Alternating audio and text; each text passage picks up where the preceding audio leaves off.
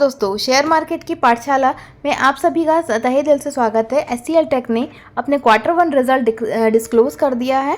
तो कैसा रहा है रिजल्ट, इनका एस्टिमेट से हम कंपेयर करते हैं, एस्टिमेट और एक्चुअल को हम कंपेयर करते हैं इसी वीडियो में। सबसे पहले बात कर लेते हैं कंपनी ने डिविडेंड डिक्लेयर, कितना डिविडेंड डिक्लेयर किया है। तो कंपनी ने 12 रुपये का डिविडेंड डिक्लेयर किया है और इसकी जो रिकॉर्ड डेट कंपनी ने डिसाइड की है वो है 23 रिकॉर्ड डेट, और 1 अगस्त को इंटरिम डिविडेंड की पेमेंट हो जाएगी। मतलब 1 अगस्त को आपके अकाउंट में पैसे आते हुए दिखेंगे ये डिविडेंड के। तो आइए आगे हम जान लेते हैं कंपनी का रिजल्ट कैसा रहा। रिजल्ट से पहले हम ये जान लेते हैं कि कंपनी का एक्चुअली में रिजल्ट से पहले इसका एस्टिमेट कितना था। तो एस्टिमेट 28 करोड़ का रेवेन्यू में एस्टिमेट था। एबिटा 4806 का एबिट मार्जिन माना गया था और मार्जिन एस्टिमेट जो था वो 17% पे था। नेट प्रॉफिट मार्केट मान के चल रहा था कि 3846 करोड़ का आएगा। अब जान लेते हैं कि एस्टिमेट और एक्चुअल के बीच में क्या डिफरेंस रहा है। तो कंपनी की अगर हम रेवेन्यू की बात कर लें तो कंपनी की रेवेन्यू पिछले साल 26,640 पे थी और इस साल 29,160, मतलब अच्छा खासा इंक्रीज देखने को मिला है कंपनी की इनकम में।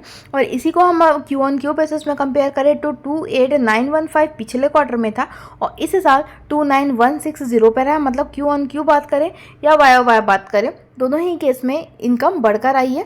और अगर हम बात करें कंपनी के एक्सपेंसेस की तो पिछले साल जो कंपनी का एक्सपेंसेस था वो 21,944 पे था और इस साल कंपनी का खर्चा 23,453 पे है। और पिछले क्वार्टर की अगर हम बात करें तो 23,646 पे खर्चा था और खर्चा इस साल पिछले क्वार्टर के कंपेयर में कम होकर आया 23,453 पे। अगर सीधे हम बात कर लेते हैं कंपनी के प्रॉफिट की तो कंपनी का जो प्रॉफिट है वो पिछले साल जो था वो 3,531 का था और इस साल कंपनी का प्रॉफिट बढ़ जाता है 4,259 पे। पिछले क्वार्टर की बात करें तो 3,995 पे कंपनी का प्रॉफिट था और इस साल बढ़ जाता है 4,259। मतलब वाई और क्यू ऑन क्यू दोनों बेसिस में कंपनी का प्रॉफिट बढ़कर आया है। अब सिर्फ इतने से ही बात नहीं चलेगी, ये ऊपर ही ऊपर देखने पे तो सब अच्छा लग रहा है कि Y basis Q on Q basis में प्रॉफिट बढ़कर आया है, लेकिन हम कंपेयर कर लेते हैं कि एस्टिमेट क्या था और एक्चुअल क्या था। तो देखिए रेवेन्यू पिछले साल का एस्टिमेट जो मान के चल रहा था मार्केट वो 2820 पे था और इस साल जो कंपनी का रेवेन्यू है 29,160, मतलब एस्टिमेट को बीट किया है, मतलब अच्छा रिजल्ट माना जाएगा। और अगर हम कंपनी के प्रॉफिट की एबिट की बात करें, earning before interest and taxes 4806 पे था और आया एक्चुअल में है 4259। मतलब कंपनी इसका जो एस्टिमेट था, एस्टिमेट एक्चुअल है 4259 और एस्टिमेट था 4806, मतलब इसमें थोड़ी कमी आई है।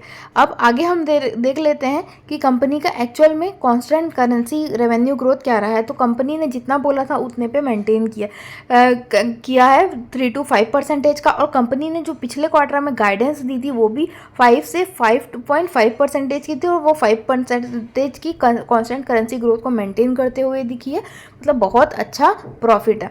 ऑपरेटिंग मार्जिन की भी अगर हम बात करें, मतलब एबिट मार्जिन इन परसेंटेज की बात करें तो वो 18 से 19% वो रिटेन करके रखेंगे, ये कंपनी आश्वासन दे रही है, मतलब गाइडेंस दे रही है। और आईटी सेक्टर के लिए या कोई भी सेक्टर के लिए गाइडेंस बहुत ज़रूरी होता है। गाइडेंस का मतलब होता है कि कंपनी आगे क्या परफॉर्म करेगी, बस आप हमें आश्वासन दे दीजिए कि आगे हम इतना मेंटेन करके रखेंगे, वो मार्केट के लिए बहुत ज़रूरी होता है और मार्केट बस इसी से अपना काम चला लेता है।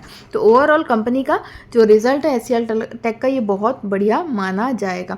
और आज बात कर ले शेयर की तो आज के दिन पे क्योंकि सारे आईटी सेक्टर ही अच्छे परफॉर्म कर रहे थे इसलिए ये सेक्टर भी तेज़ी में था, 3 से 4% की तेज़ी देखने को मिली है।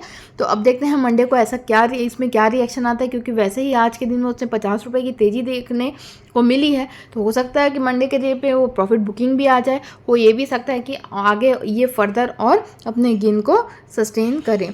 तो अभी के लिए फ़िलहाल इतना ही। आगे की ऐसे रिजल्ट की जानकारी के लिए बने रहिएगा मेरे चैनल में। तब तक के लिए धन्यवाद।